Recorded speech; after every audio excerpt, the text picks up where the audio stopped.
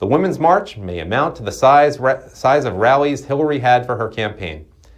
And let me point out, probably totally unnecessarily, that there was not anything in this very happy story about the Women's March related to any plans to, while at the march, protest the way, say, I don't know, women are treated in Islamic countries, or maybe Bill Clinton's history of rape. None of that.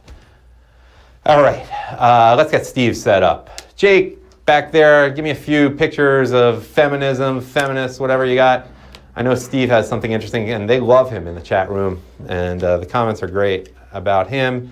I think he had an interested with social shaming or something on social media, and we'll get some savvy perspective from Steve Lookner, the co-producer, co-writer of this show. And hello, Steve. Hello, Adam. Good to see you again. What's going on? I had no intention of coming back today, but these kind of I intended for you to come back. Well, thank you. That's very nice. But I'm a peaceful guy, but I keep getting into these Twitter wars. So I keep having to come back and tell you about them and tell everybody about them. So I thought the people out there would be interested in the one that happened today. Just today, this happened, and I'll tell you a little about it. So. This started when I saw a post that I wanted to retweet. And my post was a post made by Andrew McCarthy, who's a guy who I think gives a lot of smart takes on stuff. And a little bit, he wasn't so pro-Trump at the beginning, but I agree with you completely on that. And I found, so a serious writer. Yes, if you watched the show yesterday, you know that something we talked about in the show was like, the entire press was saying like, about when the House Republicans yesterday proposed these changes to the ethics investigative body and the independent one, and everybody in the whole world on the media was sort of like, these guys are idiots. Why these great ladies and men are idiots? Why would they ever propose this? And nobody was asking the basic question like, well, I'm sure they had some reason for proposing it besides wanting to get away with like ethics violations, but nobody just investigated like what could their reasoning have been. There was very little on this, and Andrew, right. I finally found a piece Andrew McCarthy wrote where he basically laid out the case that House Republicans would have for wanting to make the changes in the ethics committee that they did. This was in PJ Media? This was in PJ Media today. Yeah, right. But when I saw it, see, I saw it because somebody else just retweeted the story. So I wasn't going to PJ Media. This is how I found Andrew McCarthy. He was retweeted by a lot of people I really respect, and when I started reading his stuff, I was like, wow, he gives a lot of really smart, well thought out takes on things. He wrote some great stuff on the Clinton Foundation investigation. Like, he would actually say, like, here are the things that I think the Justice Department did wrong legally in investigating, and they were really intelligent.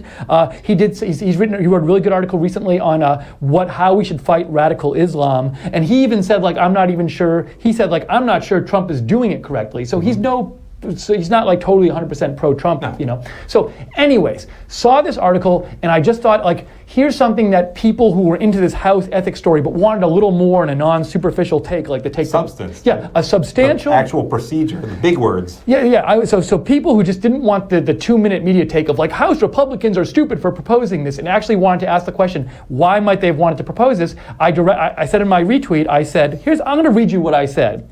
I said, if you'd like a rare, non-superficial analysis of why House Republicans proposed those ethics office changes, this is good. And I linked to this article by Andrew McCarthy. And note that the article doesn't say, I didn't say, I think this was a good proposal. All I said is, if you want to understand maybe more about why they might have thought it was good, read this article. And by the way, it's always good to understand the other side, even if you don't agree with it. It makes your argument stronger to sometimes see the other perspective. I totally agree with you. And Trump would not have agreed with this. I mean, at least the timing of it. Yes, and Trump didn't agree with the timing, and Andrew McCarthy didn't agree with the timing, but he thought that maybe there was some merit to it. I'm not sure if I agree with Andrew McCarthy, but as you said, I want to understand why they were doing this, and not just assume that there was no good reason. So I posted that. I thought that some people on my feed liked that I posted it and checked and liked it or whatever. But anyways, no big deal. Then I got a reply, and so a little background on me, which you know, I in my original adult life was a TV comedy writer in Los Angeles for a number of years. And being in Los Angeles, And actually, and after that, I was a grad student in Los Angeles. But being in Los Angeles, you are surrounded by, I mean, it's about as pro-Hillary as it gets.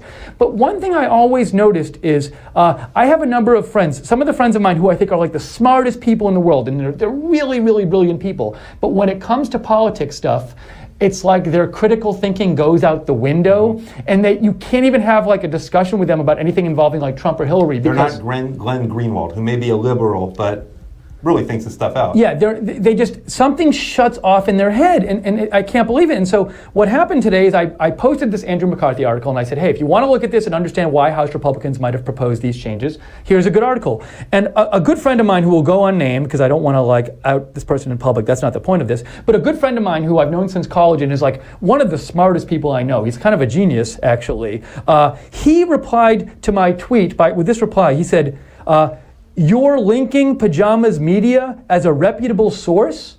Really?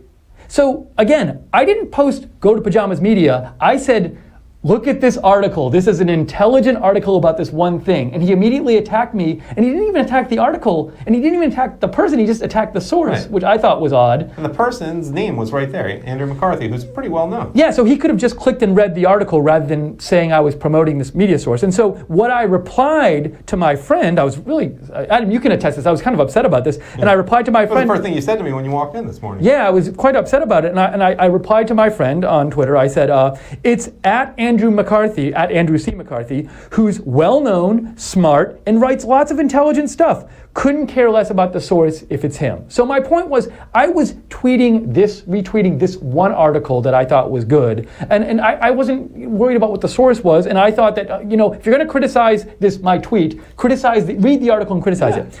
So then I thought that was the end of it, but my friend replied to me one more time, and he said, and a National Review writer?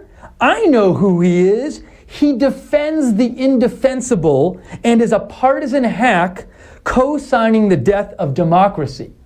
Now, once again, all I wish my friend did was read the article I posted and see that it's an intelligent article. And if you have a problem with the article, just look at the article. But he's so blinded to me by being so pro-Hillary and anti-Republican that anything that is associated at all with National Review or PJ Media, he lashes out against. National Review was so anti-Trump, and we had a lot of people had a problem with National Review, but to call Andrew McCarthy a hack so dismissively, there are hacks of all types. Oh, yes. He's not one of them. Oh, yes. I mean, it was like so ironic given this story, which was so well researched and so substantive. Yeah, and if you read the story, you can. If you want to look at the story, go to my Twitter feed at Lookner and at LOOKNER, and your Twitter again is Adam_Taxon.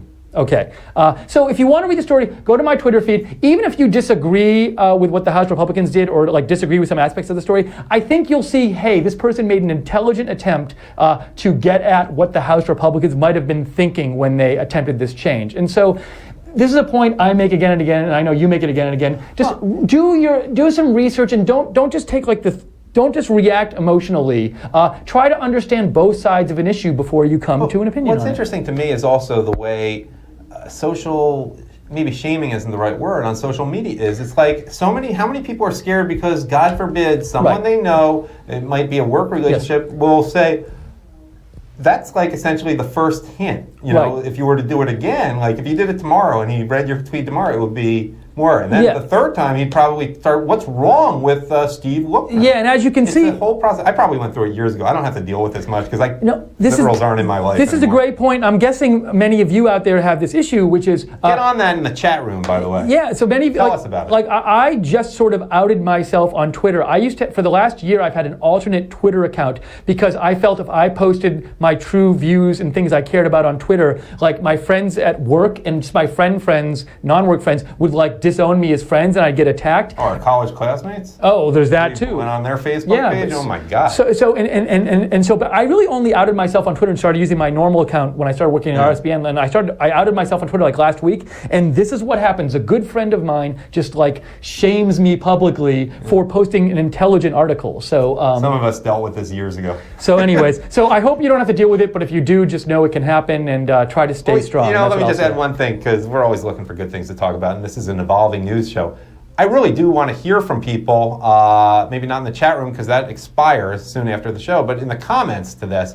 I'd really like to hear your stories. Tweet them at us, tweet us a hint to contact you. This is something we'd like to talk about more. The whole social shaming aspect of Twitter, maybe it may not be a story just like yours, but what do you deal with when you out yourselves as a conservative or simply just a person who reads things and treats them fairly? Yeah, I mean, I wasn't taking this position as like, I think the House Republicans were right. I was just posting an article and said, this is an intelligent article about understanding the other side. Yeah. But as you all saw in the election campaign, I'm sure, people on both sides, and I think you probably noticed it more on the liberal side, but people on both sides were so emotional that they weren't able to listen to the other side. Right. Just listen to the other side and try to understand both sides. I think that's what I really want people to do. They try to put on the tips of people's tongues, like nursery school type phrases, Trump hates women. I don't think they can handle more than 4 syllables, let's just say that. Trump is a racist. Racist, yeah. Yep, he's just a racist. Yeah. Hates women, hates Mexicans, all of them. That's not really, he didn't say that stuff, but you got to go and listen to the speeches and see what he says. You know what's funny? The whole racist thing, when they tried to take the things we all know Trump said and make it Trump hates blacks, what did he ever say? I mean, we know what he said about Mexicans, we know what he said about Muslim terrorists. What did he ever say about blacks? Mm-hmm. So, well, and again, I would often just wish that people would actually go listen to his speeches. Right. And then talk about what you think he said. And maybe you can have the same views, but look at his actual words, and I think a lot of people didn't want to do that. So, again, investigate and read about both sides. That's what I will leave people with today, my hope. And I'm hopeful for the future of America that they will do that. And speaking of leaving, I think it's time for us to leave this broadcast of RSBN tonight. Thanks for watching. See you tomorrow night. Thanks for watching.